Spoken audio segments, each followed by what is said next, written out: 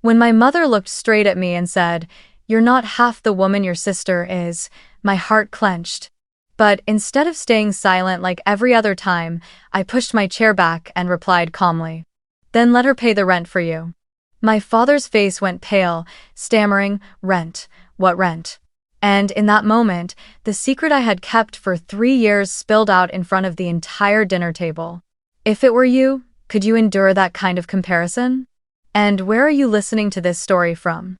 Let me know in the comments, because I truly want to see how far this story reaches. Hi, my name is Madeline Harris, but most people call me Maddie. I am 28 years old, living in Portland, Oregon, and I work as a financial manager for a logistics company based near the harbor. From the outside, my life looks stable: a steady job, a tidy rented apartment, and a few close friends to share quiet evenings with. But every weekend, when it comes time for family dinner at my parents' two-story house in the suburbs, that sense of stability is shaken. For my parents, Friday night dinners are not just a tradition but almost an unwritten law. No one is allowed to be absent.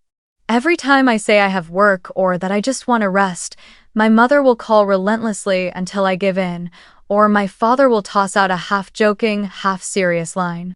"This family has a seat for you. Don't leave it empty."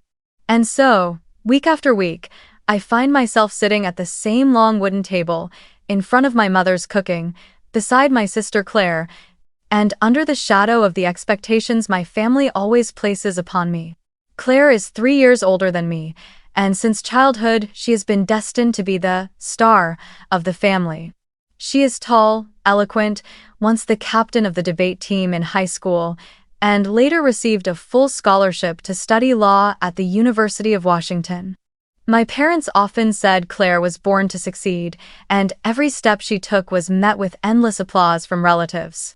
By contrast, I, the quieter younger sister who preferred numbers over praise, was always cast in the supporting role. I never complained, at least not in front of them. I know what I am good at, and I do not need the spotlight to prove it. But that does not mean the constant comparisons have not left their mark on me. The meal drifted by with conversations revolving around Claire, her job at the law firm, her new house, her plans for decorating the interior. My father spoke with pride in his voice. "She deserves it. She has worked hard and proven herself." My mother nodded in agreement, adding, "That's right, Claire always makes us proud." The entire family can look to her with pride. I stayed silent, pushing food around my plate, swallowing each bite with a trace of bitterness. Since the age of 17, I had been working part-time jobs to pay for my own college tuition. I graduated, found a stable job, and had even quietly helped my parents during times when they struggled financially. But no one at that dinner table ever mentioned any of that. In their eyes, everything I contributed was just a silent duty, never as valuable as a property contract Claire had signed. By the end of dinner, when the wine glasses were nearly empty, my mother set her fork down on the table and looked straight at me. Her voice wasn't loud, but it cut through the air sharp and cold like a blade. "You are not even half of your sister." In that moment, I felt my heart tighten, but instead of tears as in the past, a strange calm rose within me. I pushed my chair back, the scraping of wood against the floor sending chills through the room. I looked directly into my mother's eyes, then turned to Claire, still wearing her triumphant smile, and said in a voice so steady it was almost icy, "Then let her pay the rent for you." The entire room went silent. Claire blinked in confusion, my mother's eyes widened in disbelief. My father, who had been smiling the whole evening, suddenly turned pale. He forced out each word, as if to make sure he had heard correctly. "Rent?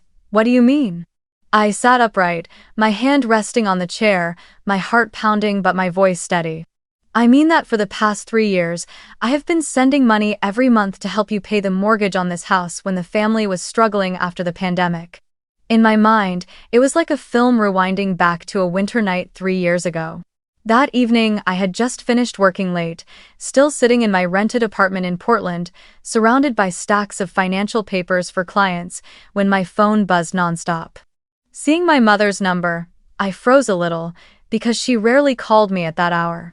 When I picked up, her voice was trembling, choked with fear.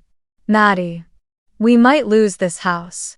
Your father just lost a major construction contract, and we don't have enough to cover the mortgage payment this month. If the bank doesn't receive the money on time, they'll send a notice next week. I remember clearly the icy chill that ran down my spine as those words sank in. Our house, the one I grew up in, the place holding all my childhood memories, was on the verge of disappearing because of a number on a debt statement. My mother sobbed, her voice breaking like someone about to drown. Can you help us just this one time? Just to keep the roof over our heads. After this, your father and I will find a way to pay it back. I didn't hesitate long.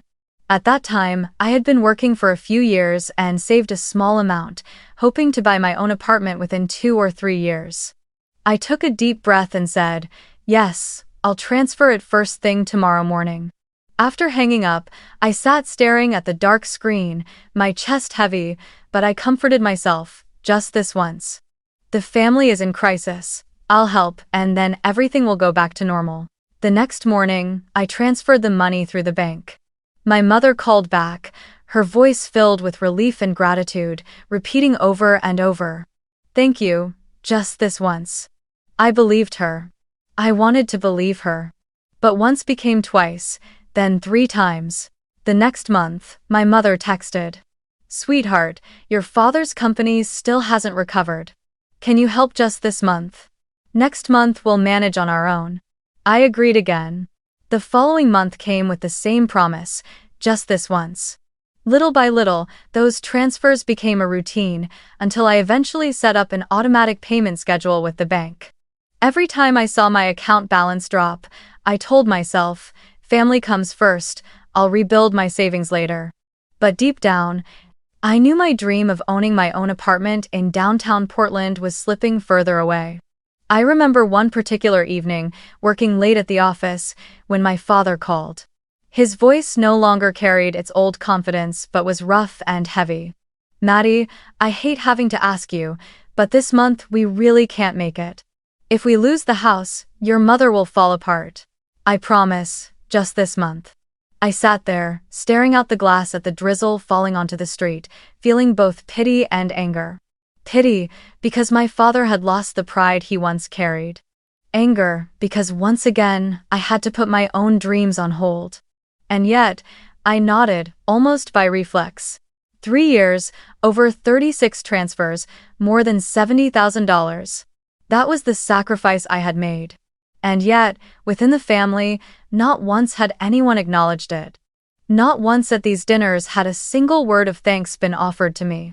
To them, everything I gave seemed invisible, as if it were simply the expected duty of a daughter, still unmarried, without dependence, with a steady income. End of try. And now, sitting at that dinner table, when I finally spoke the truth, my parents immediately denied it. My mother furrowed her brows, her voice trembling. "We never asked you to do that. You must be mistaken. If you chose to help, don't bring it up now." My father crossed his arms, trying to reclaim authority. "Maddie, we appreciate that you once helped, but bringing it up like this at the dinner table is inappropriate." Hearing their words, I let out a bitter laugh. Inappropriate? For 3 years, I quietly helped you keep this house, and tonight I sit here listening to Mom say I'm not even half my sister. Don't you see the injustice in that? That room felt so heavy that it seemed as if every sound outside had been muted, leaving only my heart pounding. After I spoke the truth I had buried for 3 years, silence fell over the dinner table. Claire sat still, her hands clasped together, eyes looking away as if this had nothing to do with her. My parents reacted exactly as I had imagined, denial, avoidance, then shifting the blame onto me. And in that moment, a memory crashed over me like a wave, tied to a familiar feeling. I had always been the invisible one in my own family. Since I was little, whenever relatives gathered, I would sit at the small table while Claire stood in the living room, telling jokes, performing a short dance, or reciting passages by heart. Everyone would clap and say, "She's clever and lively, she's sure to succeed." Me, the child who liked to hold a pencil and calculate, who sat meticulously building Lego diagrams, would get only a brief comment.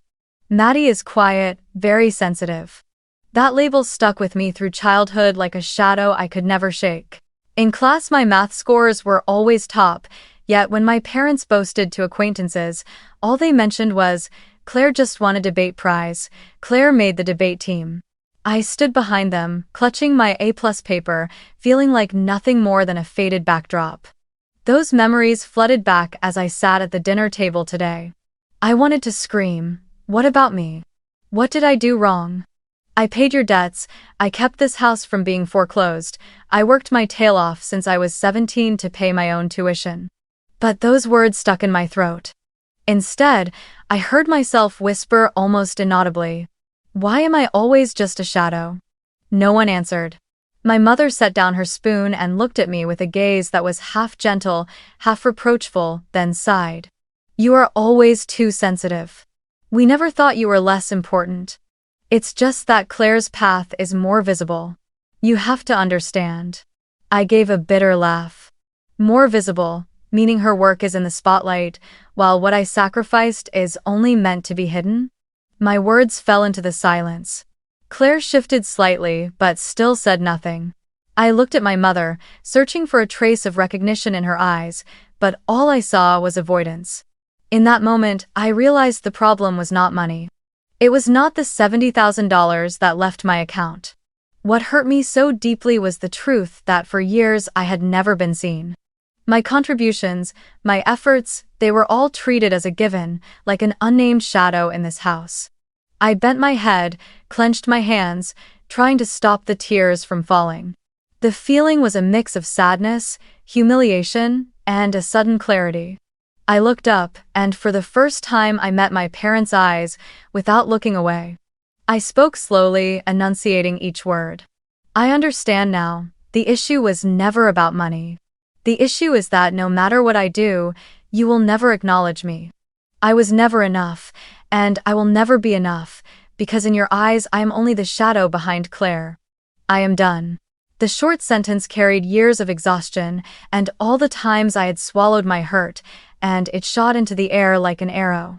My father snarled, his voice like flint. "If you leave, do not come back." The words were so bitter I could feel each one sink into my skin, like a sentence condemning me to give up every remaining comfort. And I knew, from that moment on, a line had been drawn inside me. I no longer wanted to chase their approval. That night, after the dinner ended in silence, I drove back to my small rented apartment in downtown Portland. The trip home felt longer than usual, not because of traffic, but because my mind was so tangled I lost track of how many times the lights had changed. My parents' words echoed in my head, "You are always too sensitive. Don't turn dinner into a list of what you've done," and worst of all, the way they avoided my eyes when I mentioned the 3 years of mortgage transfers. I stepped into the apartment, turned on the lights, and a heavy quiet settled over everything like a thick blanket.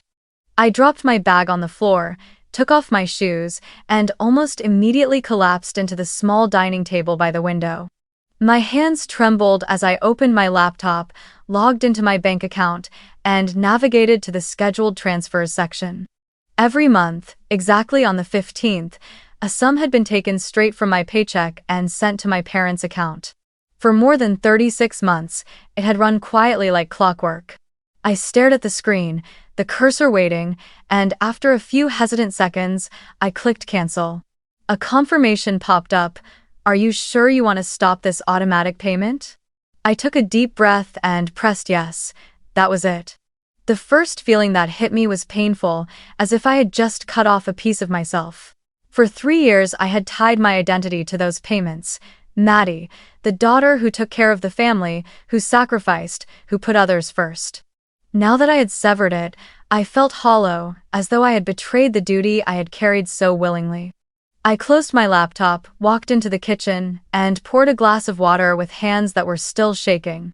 But then I went back to the table, opened the drawer, and pulled out the folder I had kept all this time. Inside were the printed bank statements, neatly arranged by month, from that winter 3 years ago up to the most recent one. I spread them across the table, the black and white sheets covering the small surface. The numbers stood out: 500, 1,000, some months 1,500, even 2,000 when my parents said, "This month is harder than usual." I added them up, pencil marks crisscrossing the page, and when I finished, the total stared back at me: more than $72,000. I sat motionless, staring at that number. The first wave of pain surged through me again. 72,000, money that should have been the down payment for the apartment I dreamed of in downtown Portland, or at least enough to begin a life free from renting. My chest tightened, my eyes burned, and once more I asked myself, why did I let this go so far? I remembered every moment when I gave up a piece of myself just to keep helping them. The first time I said no to a trip with friends because I didn't have the money, when in truth I had just sent off that month's mortgage payment. The time I postponed applying for graduate school because my savings account wasn't what it used to be. And the time I turned down the chance to move into a larger apartment when my landlord raised the rent because I couldn't cover the deposit. Every choice circled back to one thing: keeping my parents' house standing. But they never told anyone. To them, it was as if it had never happened at all. I leaned back in my chair, staring at the papers spread across the table. Beneath the layers of pain and disappointment, a new feeling slowly crept in. Relief.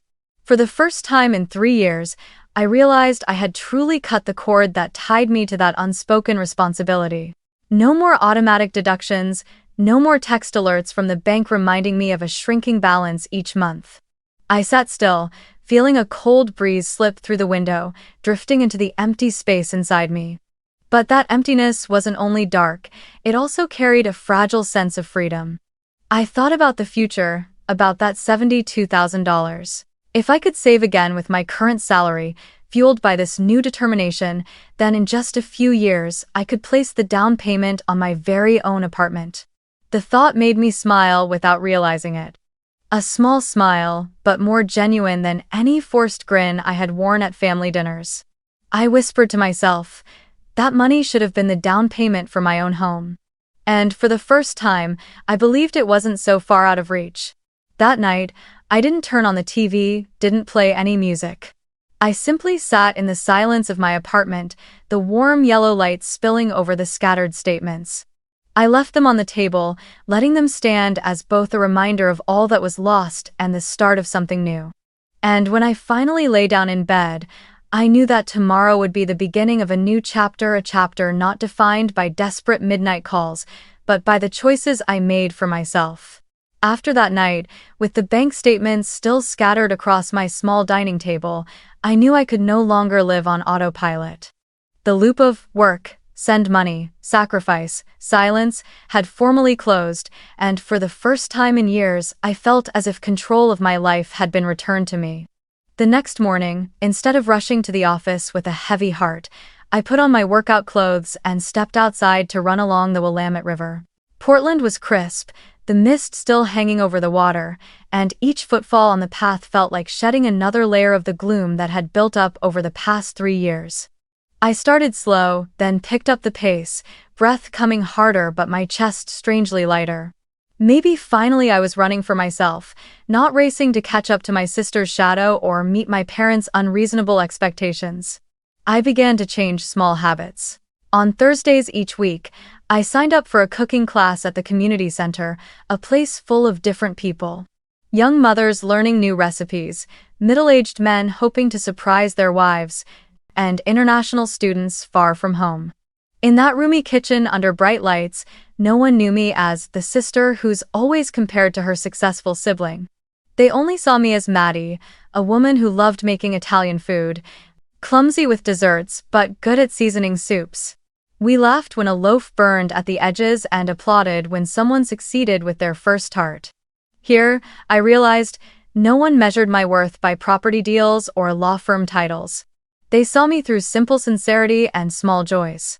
I also began reconnecting with the world outside of work. A new group of friends invited me to go hiking on the weekends around Mount Hood. Standing at the summit, looking down at the endless stretch of green pine forest, I took a deep breath and felt as though my body had been reborn. I was no longer Maddie curled up in an apartment, calculating transfers to my parents, but Maddie, who was free, allowed to dream of things just for herself. In the evenings at home, instead of opening my laptop to worry over spreadsheets, I opened a book, brewed a cup of tea, and let myself enjoy the silence, a silence no longer tied to duty or sacrifice. My work also began to shift for the better. Perhaps when my mind was no longer crushed by unfairness and heavy responsibility, I had more energy to focus. I took on tougher projects, stayed late at the office to complete financial analyses for major clients. One evening, the company director happened to walk by, saw me still bent over spreadsheets after hours, and paused to pat my shoulder. "I like your dedication, Maddie," he said. "This company needs more people like you." That short compliment, to me, was worth more than all of my mother's bitter comparisons. At least here, I was recognized for my own effort. A month later, I was given the role of team lead for a new project. The feeling of standing before the conference room, presenting the financial plan to the entire board, made my heart race but filled me with confidence. When I finished my presentation, colleagues applauded and my boss nodded in approval. I walked out of that room with feet so light they barely touched the ground. That was the moment I realized I was no longer a shadow. I was standing in my own light. Then one day, an email arrived from Seattle. A fast-growing fintech startup wanted to hire me as their director of financial analysis. The salary was more than 40% higher than my current pay, plus equity in the company, an opportunity I had never dared to imagine while buried in family obligations. I printed the email and sat staring at it on my kitchen table, my mind full of questions. Moving would mean leaving Portland, the city that had shaped my adult years. At the same time, it would be a step toward freeing myself from the invisible net my family had been casting around me. I remembered the night I had counted every bank statement, my mother's words, "You are not even half of your sister," and my father's evasive look when I mentioned the money. A voice rose in my head, "It's time." I called my closest friend and told her about the offer. She screamed with joy. "Maddie, you have to take it. This is the new beginning you deserve." Hearing that enthusiastic voice, my chest warmed. I opened my laptop and replied to the email. "I accept." 4 words, but 4 words that freed me from the weight of my past. In the weeks leading up to my move to Seattle, I was both busy and excited. I walked around Portland more often, stopping by the little cafe under the Burnside Bridge, sitting by the window and watching people pass by. I knew the city had witnessed the years when I carried the weight of my family's burdens, but now it was also witnessing me stepping out to claim my own worth. As I packed my belongings and took the pictures off the walls of my rented apartment, I didn't feel sadness. Instead, it felt as though I was peeling away old chains, one layer at a time. On my last day in Portland, I ran again along the Willamette River. This time, I carried no heaviness with me, only a sense of exhilaration. I knew challenges lay ahead, but at least they would be challenges of my own, chosen by me. When I stopped to take a long breath, I heard my heart pounding not from worry or fear, but from the pure happiness of finally beginning to live for myself. 6 months after arriving in Seattle, my life had changed faster than I could have imagined. My job at the fintech startup pulled me into a demanding but exhilarating rhythm. I learned to work alongside brilliant, creative minds, people who didn't care who you were or where you came from, only about the value you brought. In that harsh but fair environment, I found the recognition I had longed for all those years. My salary was higher, my shares grew more valuable, and I watched my savings account climb month after month. One evening, sitting alone on the balcony of my rented apartment, I opened my personal spreadsheet, added up the numbers, and realized I finally had enough for the down payment on my first home. My heart raced like it had when I ran along the Willamette River, but this time not to escape sorrow, but out of excitement. I scheduled a meeting with a real estate agent over the weekend. We toured several apartments, some spacious but dark, others bright but too far from the city center. I didn't want to rush into a decision. I had waited too long, sacrificed too much to reach this point. I needed a place where I could walk in and immediately know, this is my home. And then, when we stepped into a unit on the 16th floor of a newly built tower, I froze. Floor-to-ceiling windows opened to a sweeping view of Seattle, with the Space Needle rising proudly against the clear blue sky. The apartment had only one bedroom, not very large, but sunlight poured into every corner, the polished wooden floors gleamed, and the compact kitchen was perfectly equipped. I stepped onto the balcony, the cool breeze brushing my face as I looked down at the bustling city below. In that moment, I knew. This was where I wanted to belong. The process of buying the apartment took a few weeks, but with each passing day, my excitement grew.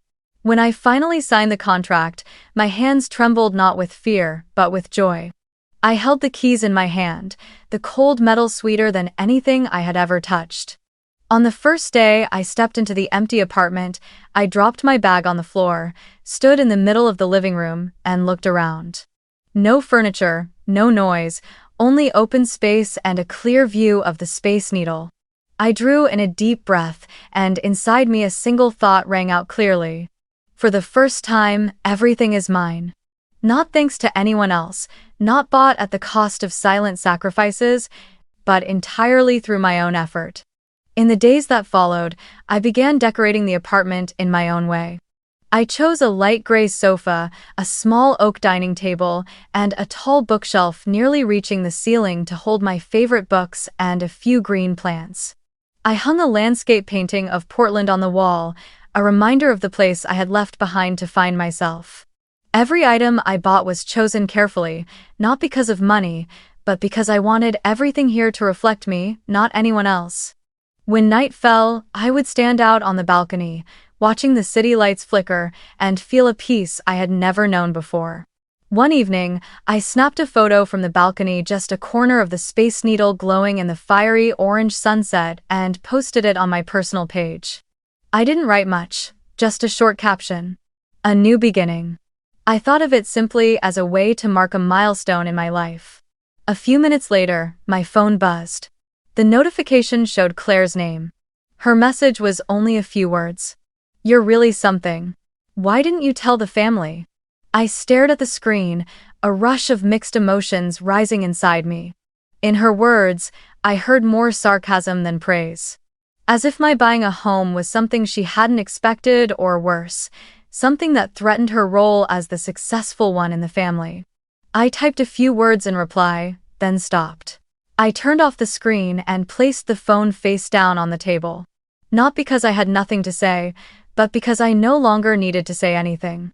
I no longer needed recognition from her, from my parents, or from anyone else in the family. This apartment, this life, was the clearest proof of all. That evening, I poured myself a glass of wine, put on some soft jazz, and settled onto my new sofa. The space around me was still bare, but inside, for the first time in years, I felt complete. I was no longer Maddie, who sacrificed in silence, no longer Maddie curled in the shadows of comparison to her sister. I was Maddie, the woman who dared to cut the ties of the past, who built her own life, and who now sat in her own home, watching the city lights shine beyond the glass. One weekend afternoon, as I was tidying up my new apartment in Seattle, my phone rang. The screen lit up with the name Mrs. Jensen, the elderly neighbor who lived across from my parents in Portland. I was a little surprised since we hadn't spoken in so long, but I answered. Her voice was cheerful, though tinged with hesitation. "Maddie, dear, how have you been? I have something I thought you should know. I just walked past your parents' house and saw a large banner hanging outside. It was quite something. Let me send you a picture." Before I could respond, she had already texted it. When the screen lit up, my heart clenched. On the familiar wall above the front porch hung a wide white banner, bold red letters stretched across. "Congratulations, Claire, for preserving the family home." I stared at the words, my breath caught, my vision blurring. The sight pierced straight through me like a blade. I had to read it over and over to believe it wasn't some cruel joke. Preserving the family home? Could it be they had officially put Claire's name on the house papers? I sank back onto the sofa, my hand trembling as I held the phone. The bright apartment in Seattle suddenly felt cramped and oppressively quiet. A flood of memories burst in my mind, late nights making transfers, my mother's pleading messages of just this once, the numbers on the bank statements more than $72,000. And now, it was all wiped away, as if it had never happened. In the story they were rewriting, I was completely invisible. A numbness spread through my body and soon turned into a burning heat in my chest. I felt stunned not only by the loss of material recognition, but by the outright betrayal. They weren't merely ignoring my efforts, they were deliberately erasing the traces and handing the glory to Claire as if I had never sacrificed a single cent. In their eyes, I had never existed. I was an outsider, someone sidelined in the very house I had helped keep. I closed my eyes and let the tears fall. But these tears were not the same as before, they were no longer helpless despair. This time, a different resolve rose within me. I could not allow the truth to be buried. I could not let them construct a false story that turned Claire into the savior and cast me out. They could hang a banner, they could add my sister's name to the deed, but I held the evidence. I had each bank statement, every email, every message. I had the truth. I jumped up and moved to the dining table where my personal financial files still lay stacked. I pulled out the folder I had prepared long ago, every transfer receipt carefully annotated by date. The final total remained clear: $72,000. I flipped through the pages, my finger tracing the numbers, a fire rising inside me. They can rewrite the story, but I will bring the truth to light. That night, I did not sleep. I sat at my laptop, reopened the spreadsheet, and reviewed every payment I had sent over the past 3 years. I compiled everything into a tidy financial report, complete with a bar chart showing each month. Watching the numbers move, the picture became unmistakable. Without me, that house would have collapsed long ago. I even printed my mother's messages. "Maddie, just this once. If not, the bank will take the house." Those pieces of evidence felt like hammers breaking through the wall of lies they had built. The moment I hit save, I leaned back in my chair, my chest heaving. I knew a storm was coming. But this time, I was no longer afraid. If the truth embarrassed them, that was not my fault. I had stayed silent for too long and had been treated like a shadow. Now I would let the light expose everything. And when that happened, I would not need to shout or cry. I would let the numbers and the evidence speak for me. In the quiet of my new apartment, I sat and watched Seattle blaze outside the window. For the first time, I could see the path I would take. No longer the family's lifeline that they could use to drown me, I would become the voice of the truth. This time, they would not be able to ignore me. News about the family appreciation dinner reached me through a relative, my cousin Sarah, the only person in the family who still kept in touch and sometimes checked in. One afternoon she called, hesitating, "Maddie, I think you should know. Your parents are planning a big party in Seattle. They call it a family appreciation dinner." I was asked to prepare the slideshow, but I guess you already know what the party is for. I frowned, though I was not truly surprised. My parents never missed an opportunity to make Claire the center of attention. Sarah lowered her voice. "They say they want to emphasize her role in preserving the family home. I think it's unfair, but I don't dare say anything." I thanked Sarah for being honest, then sat for a long time in the empty apartment, watching the city lights outside the window. They had hung the banner, and now they planned a party to formalize the false narrative. If I stayed silent again, it would mean I accepted being erased from the family's history. I pulled my folder closer, opened my laptop, and began working as if preparing a major financial project. I scanned every bank statement from 2020 to 2023, clearly marking the transfers to my parents' account. I recalled each note: mortgage support, helping out, just this month. I compiled everything into a massive Excel sheet and imported it into the professional analysis software I use at work. On the screen, bar charts appeared: this month high, that month low, but the overall expense line kept rising. I looked at the final figure, bolded in the corner: $72,000. My hands trembled on the keyboard. That number was not just money. It was 3 years of my youth, sweat, missed opportunities to buy a home, my life sacrificed for a house that was now pushing me out. I didn't stop at the numbers, I added a clear timeline. The day my father lost his construction contract. The midnight call from my mother with the message, "Maddie, if you don't help this time, the bank will take the house. Just this once, I promise." I still had that text, the shaky words glowing in the darkness of my phone. I believed it, and I wired the money that very night. I inserted a screenshot of that message into the report, placing it right below the heading, "The promise just this once." And beneath it, the chart, 36 instances of just this once. I shaded the bar graph from green to red so that anyone who looked could see this wasn't chance, it was systematic sacrifice. While polishing the report, I thought about how my parents would react.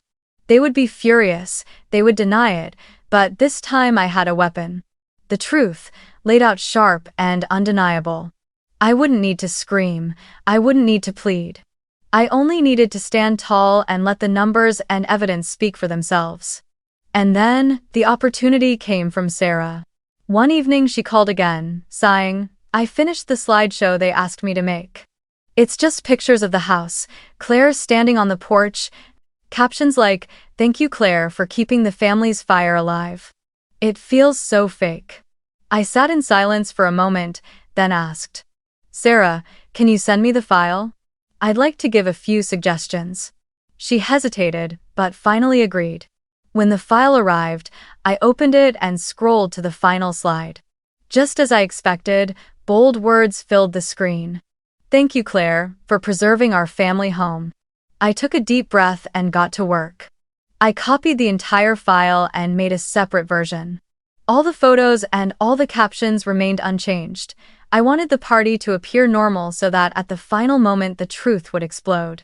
I added a sequence of slides following Claire's section, first a timeline of the transfer dates and amounts, then a 3-year bar chart, and then screenshots of the messages my mother sent me. I kept the final slide very simple. A photo of the house taken last summer with bold text underneath. "This was my contribution, don't forget it." When I ran through the slideshow, my heart pounded. Not out of fear, but because I was ready. Late that night, I saved the file in 3 different places. My laptop, a USB drive, and the cloud. I could not let a technical failure ruin the plan. I carefully prepared a printed financial report, bound it together, and put it in my bag. I pictured the scene. My parents standing before the relatives, proudly recounting Claire's deeds, while I would quietly step forward, plug the USB into the projector, and let the truth reveal itself. I would not need to say much. Just one sentence that kept repeating in my head. "If the truth embarrasses you, that is not my fault." In the days leading up to the dinner, I lived calmly on the surface while a fire burned inside me. I went to work in the mornings, led meetings, and signed reports for the company. In the evenings I returned home, sat at the dining table, and stared at the folder and USB set neatly before me. I rehearsed in my head how I would walk forward, how I would plug in the USB, how I would say that single sentence. No trembling, no hesitation. Everything had to be decisive and steady, like a verdict delivered in silence. I would no longer be just the sister who was always compared, no longer a faded shadow. I would step forward, and this time, everyone would have to see me. The restaurant in downtown Seattle glowed like a grand stage. That evening I sat in my car in the parking lot for a long time before going inside. From a distance, I could see the familiar cars of relatives and silhouettes moving behind the windows. Everyone was dressed formally, radiant, as if preparing for a grand ceremony of honor. Family appreciation dinner. I smiled faintly, the cynic in my head still whispering. They call it a family party, but in truth it's a one-way show for Claire. Inside the restaurant, warm golden lights flooded the main hall. My father stood at the head of the long table, microphone in hand, wearing a self-satisfied smile.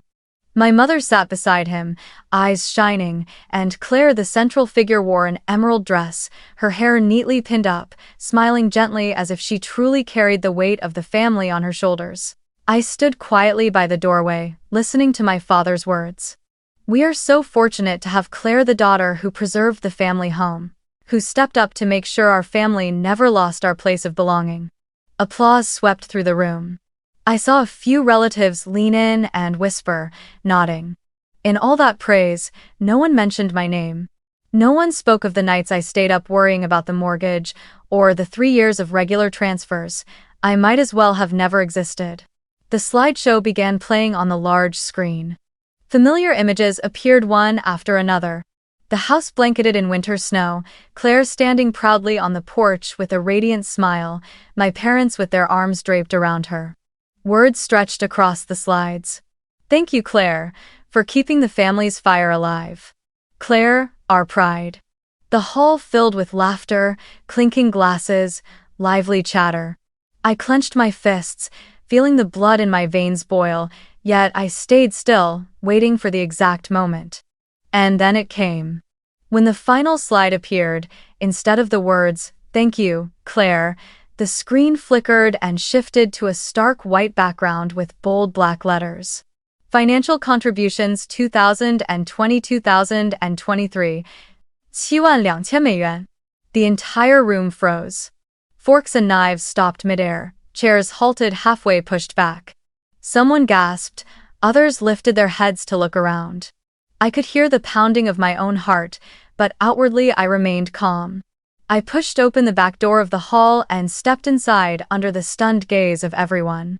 My heels struck the wooden floor with steady, echoing steps that carried through the silence. I stopped at the end of the room, lifted my chin, and spoke clearly, slowly, and firmly. If the truth embarrasses you, that is not my fault. For several seconds, no one uttered a word. The only sound was the faint hum of the projector fan. Then, from one corner of the table, someone began to clap. The applause spread to another, then another. At first scattered, the sound quickly gathered into a steady rhythm, resonating through the hall. I looked around and saw my relatives' eyes shifting toward my parents, some filled with shock, some with reproach, and some with disappointment. My father's face drained of color, both hands gripping the microphone so tightly his knuckles turned white. My mother sat frozen, lips trembling as if she wanted to speak but couldn't form a single word. And Claire, the one who had been celebrated just minutes earlier, bowed her head, cheeks burning, her mouth opening soundlessly. I saw her shoulders shake, her eyes dart away, as if her whole world had just collapsed. I stepped forward, the lights falling directly on me, illuminating every line of my face. I did not shout, I did not accuse. I simply looked straight at my parents and said again, 3 years. $72,000. Without that money, the house would have been gone long ago. You know it, and I know it. But you chose silence. You chose to invent another story. So let the whole family hear the truth. The room erupted in murmurs. An uncle leaned toward his wife and whispered, I remember she once said she was working so many extra hours back then, now I see why. An aunt shook her head. My God. How could they let Maddie carry it all and give the credit to Claire? The whispers spread quickly, like fire catching on dry grass. I saw my mother shrinking into her chair, eyes red and wet. My father sat upright, but his face was stone, his throat tight, unable to muster a defense. I turned back to the screen, where the number $72,000 still glowed. I raised my hand and pointed at it. This is the truth. This is the person who kept the house. No one can deny it. I let the silence stretch for a few seconds, then lowered my hand. The hall seemed to hold its breath before the applause rose again, this time stronger, spreading across every table. A few relatives even stood, their eyes filled with support as they turned toward me. Claire lifted her head, eyes brimming with tears, looking at me as if for rescue. But I did not respond. I hadn't come to comfort her, nor to reconcile. I had come to expose the truth. The atmosphere of the dinner shifted completely. The laughter and chatter vanished, replaced by searching, uneasy glances aimed at my parents. It was no longer a celebration of Claire, but a silent tribunal for them. I drew a long breath, turned to leave, when I heard my mother call softly, Maddie. Her voice trembled, almost pleading. But I only shook my head. I told you already. The truth is never my fault. Then I turned my back and walked straight out, leaving behind the whispers, the stunned faces, and a family unraveling in silence. The cool Seattle night wrapped around me as I stepped outside. I paused on the steps of the restaurant, lifting my gaze to the glittering sky. Inside me, there was no gloating, no sense of victory. Only relief. The weight of 3 years had finally been set down. And I knew, from this moment on, no one could erase me, no one could deny the truth that I had been the one to keep their house standing. 2 days after the dinner, while its echoes still rippled through the family, someone knocked on the door of my new apartment. I peered through the peephole and saw my parents standing there. My mother wore a heavy coat, her face exhausted, eyes swollen as if she had been crying all night. My father looked downcast, hands in his pockets, suddenly smaller than the authoritative figure he had projected at the restaurant. I hesitated for a moment, then opened the door. They stepped inside, their eyes hesitating as they took in my new space, bright, tidy, clean, completely different from the tense atmosphere of the old house where I had poured money into keeping them afloat. My mother spoke first, her voice trembling, nearly breaking. "Maddie, I'm sorry. We were wrong to stay silent, wrong to let you bear everything. We didn't realize how much you had sacrificed. After that night, we talked, we will add your name to the deed. You deserve it. You kept the house intact." I stood still, looking into her eyes. Once, those words would have brought me to tears, thinking finally I had been recognized. But now, standing in my own apartment with the keys on the table and walls painted in colors I had chosen, I realized I no longer needed that promise. I shook my head, calm but firm. "I have a home now, Mom. I have my own life. I don't need to be tied to the past anymore." I watched my mother's lips tremble and my father turn his face away, his throat tight. They didn't expect such a simple answer. My father cleared his throat. "But that is your work. You deserve." I cut him off, my voice gentler but resolute this time. "What I deserve is not a name on a paper. What I deserve is respect. And you did not give me that. I don't need to prove anything more. I have everything already through myself." I remembered everything. The nights I sent money in silence, the times I swallowed my tears while hearing Claire praised, the moments of despair when I realized I had been erased from the family story. All of it had led me here. I no longer blamed myself for sacrificing, because those sacrifices had forged the resilience within me. I no longer longed to have my name written on the deed of the old house, because I already had a place of my own, a place built with my own strength and faith. I sat for a long while, watching the city lights reflect on the distant river. In that moment, I understood a simple truth. My value had never been in the labels others placed on me. The sensitive sister, the one less capable than Claire, or the daughter who only helps out. My true worth lay in the resilience I built for myself, in the courage to keep walking when wounded, and in choosing my own path even when it came at a cost. I leaned back in the chair, closed my eyes, and let my breath blend with the sound of the wind. An old chapter had ended. From this point on, I was no longer the shadow standing behind Claire. I was Maddie, the woman who had kept the house alive through silent sacrifice, but more importantly, the woman who had kept herself whole. And for the first time, I felt light enough to smile, not forced, but real. The Seattle night blazed on, and I saw clearly one thing. I had rewritten my story, and it was no longer bound to denial, it was bound to the truth I chose to live. A final message echoed in my heart like a whisper to anyone who had ever been like me. Your value does not lie in the labels others place on you. It lies in the resilience you build for yourself.